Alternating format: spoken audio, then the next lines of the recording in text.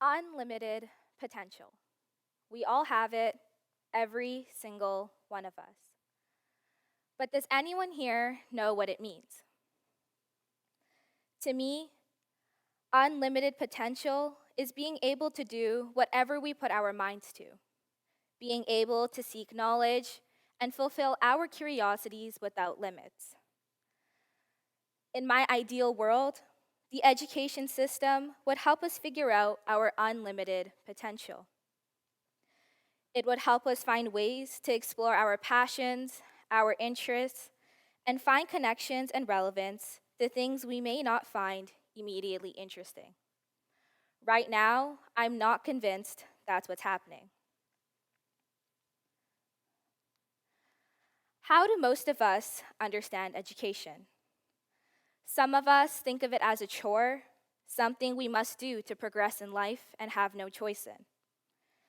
Even if we realize we're lucky to have an education, it can still seem like a pain to go to school when half the time you're asking yourself, why am I learning this?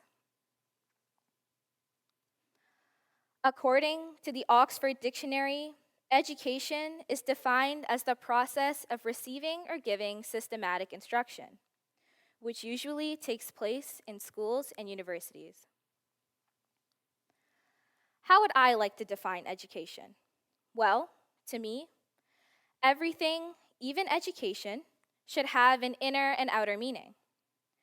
When you were little and your mom gave you a popsicle, it did two things. It cooled you down and it made you happy.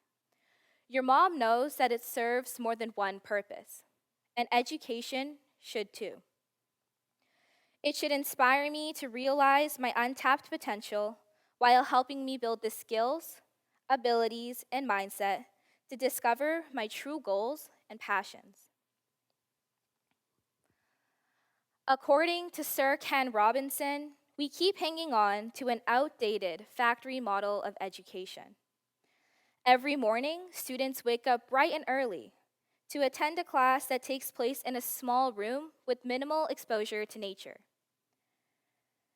They learn together in a standardized manner for a short time and prepare to spew out all their learning onto a sheet of paper. A steady cycle of classes, homework, and exams over and over and over again, grade after grade. We still educate students in batches. Oh, and this factory, it comes complete with bells to tell you when things are starting and ending. Apparently, students enter empty, are filled with knowledge, and leave, ready to take their place on the next conveyor belt of life. Everything we do, from testing to classroom experiences of students, to students' expectations about learning, revolves around this model. Not everyone enters the factory with the same parts. We're taught that we should accept one another, learn about different cultures, and embrace people of all abilities, and work together in order to thrive. But what actually happens? Well, definitely not that. But in formal school, the assumption is that we all arrive with the same toolkit. Education should be developed with the understanding that everyone has a different starting line and comes with diverse backgrounds and abilities, but they all have the potential to reach the end. Just because we don't start in the same place doesn't mean that everyone can't finish that line. We need to go beyond equality to equity. Our education system needs to evolve to better equip students with what they need to be successful in a rapidly changing world. In order for the system to be effective, we can make changes in the environment we learn in, the types of teachers we need, and the content we are taught. Studies show that the physical and social environment students learn in impacts their academic achievement and personal growth. A learning environment with greater access to nature, creative and interactive spaces, and quality access to technology can inspire wonderful things to take place. Groundbreaking research at the Harvard Graduate School of Education explores a more enlightened educational process and system that prepares learners well for the world that they will live, work, and develop in. Daniel Wilson, director of Project Zero, has pioneered research that examines key facets of human potential, such as intelligence, understanding, thinking, creativity, cross-disciplinary and cross-cultural thinking, and ethics, and exploring sustainable ways to support them across multiple and diverse contexts. Students and teachers benefit from this type of environment. However, teachers require more. To create transformative experiences for students, teachers need great training, ongoing professional development, and access to support and resources to become the best teacher that they can be. Education can be carried out in many different ways. If we are open to different interpretations of successful education, it will open the doors to innovation, flexibility, and a creative approach that engages youth in ways that the current system fails them. Even with an ideal environment and fabulous teachers, if we are using an outdated approach, we will fail. Have you ever found yourself in the classroom wondering, why am I learning this? That was my experience in physics. Through the entire course, I wasn't able to link the concepts we were learning to my life, and I didn't know why I needed to know any of it. Interdisciplinary teaching allows students to learn the same content from multiple viewpoints. This change in instruction can vastly shift a student's mindset in school.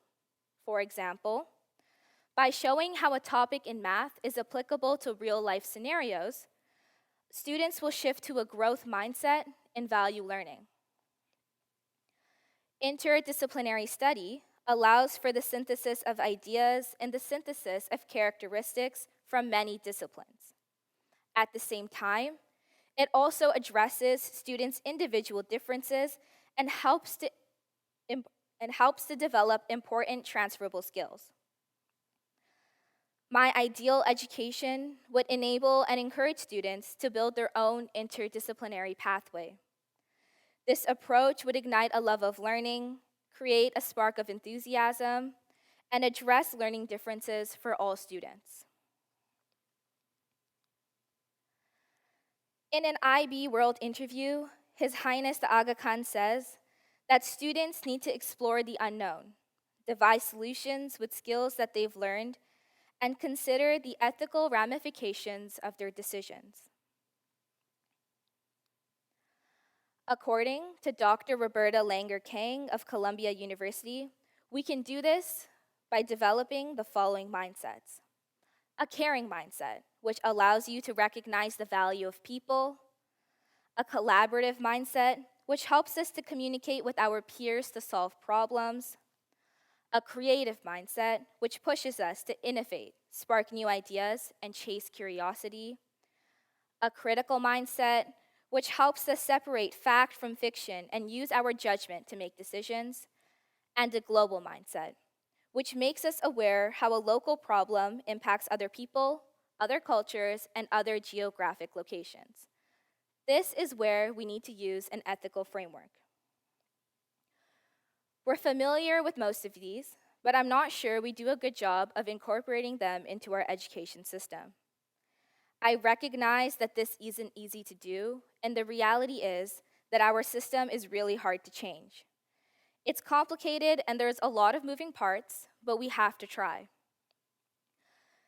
None of this will work without the cooperation and support from us students. So what can youth do?